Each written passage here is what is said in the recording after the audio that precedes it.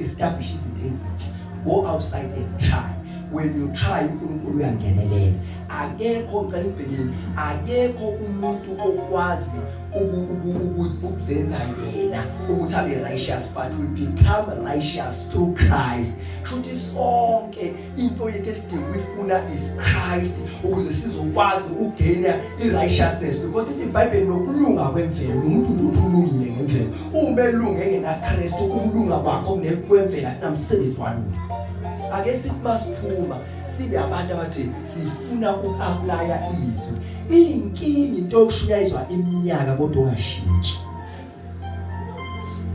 Buka mina ngixoxele, ungcono ngisho umuntu ongekho la kunomuntu la oshunyayizwa every Sunday but ongashintshi. Because of sin we fall short of honor, we fall short of glory because of what? Of sin. Fight every day not to sin. Fight every day not to hold grudges. Fight every day not to be offended, because any evil that leads to sin is offense. Let's go on. That is point number 1. Point number 2.